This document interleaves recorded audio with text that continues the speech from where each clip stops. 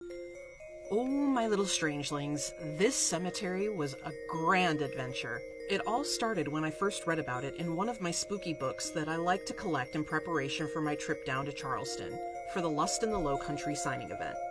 I came across it in Haunted Harbor, Charleston's Maritime Ghosts and the Unexplained by Jordy Buxton and Ed Macy.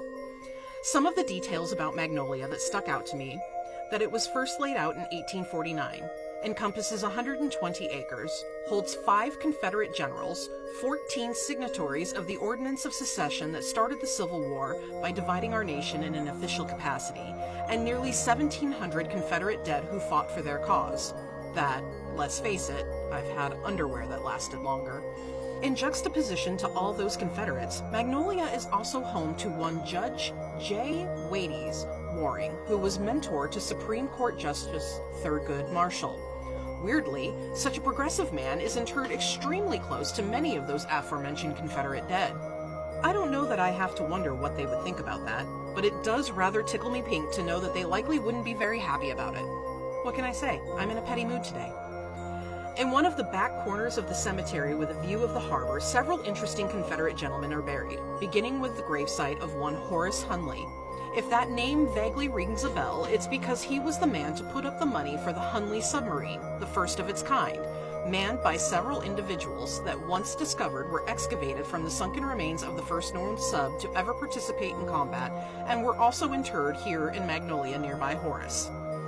All of this is extremely interesting and makes my historian's heart very happy, of course.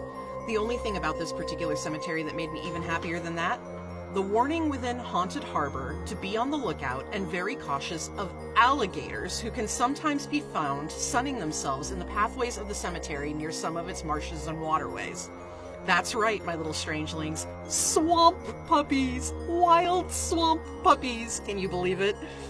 Alas, much to my disappointment, I didn't see any alligators on my trip through Magnolia. I don't know if it was the time of year or what, being October, but much like Bonaventure, a couple of hours to the south, and what I like to think of as Charleston's sister city, Savannah, I could easily spend all day inside Magnolia's gates, and indeed all night if I was ever permitted.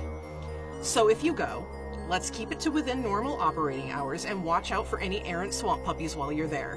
Don't get close, but do send me a picture if you happen to see one. As always, happy hauntings, my little loves, and until next time.